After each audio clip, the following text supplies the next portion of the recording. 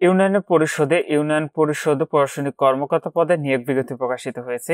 আপনাদের যে সকল প্রার্থীর বয়স 18 থেকে 32 বছরের মধ্যে রয়েছে, আপনার সে সকল প্রার্থীরা এটিতে অনলাইনে খুব সহজে কিন্তু আবেদন ফর্মটি সম্পন্ন করতে পারবেন।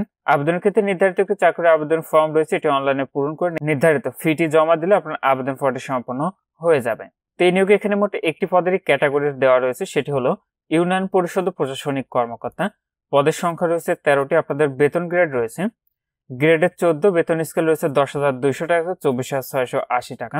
সরকার অনুমোদিত অন্যান্য ভাতাদি সরকার কর্তৃক 75% ও ইউনিয়ন পরিষদ কর্তৃক আপনি 25% পাবেন। শিক্ষাগত যোগ্যতা লাগবে কোনো স্বীকৃত বিশ্ববিদ্যালয় হতে অনন্য দ্বিতীয় বিভাগ অথবা সমমানের সিজিপিতে স্নাতক বা সমমানের ডিগ্রি থাকলে আপনি এটিতে আবেদনটি করতে পারবেন।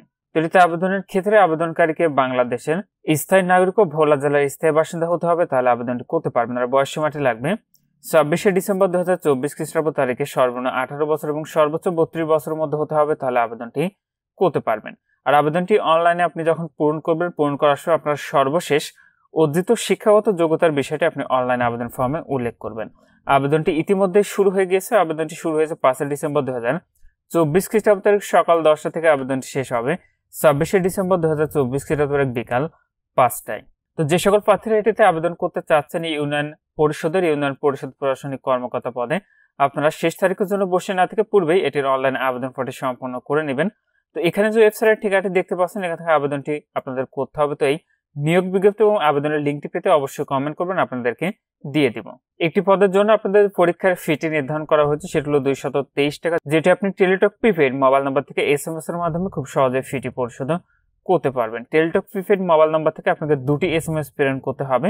2টি SMS প্রেরণ করলে আপনি যে ইউজার আইডি এবং পাসওয়ার্ডটি পাবেন সেটি অবশ্যই সংগ্রহ করে রেখে দেবেন। পরবর্তীতে আপনার প্রবেশপত্র ডাউনলোডের সময় সেটি প্রয়োজন হবে।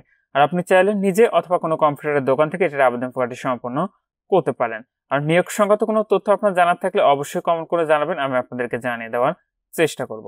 আর আপনাদের প্রবেশপত্র প্রাপ্তির যে বিষয়টি পরবর্তী আপনার মোবাইলে প্রবেশপত্র ইস্যু হলে SMS দিয়ে জানিয়ে দেবে, তখন আপনি নির্ধারিত এই ওয়েবসাইট থেকে খুব সহজে আপনার প্রবেশপত্রগুলো কিন্তু ডাউনলোড করে নিতে পারবেন।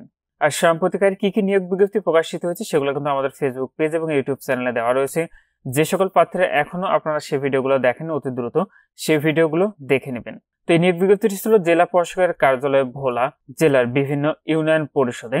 আর এটিতে কিন্তু আপনারা শুধুমাত্র ভোলা জেলার স্থায়ী বাসিন্দারা আবেদনটি করতে পারবেন। আজকের ভিডিওটি এই পর্যন্ত। সব ভালো থাকুন, সুস্থ থাকুন, নিরাপদে থাকুন। আল্লাহ হাফেজ।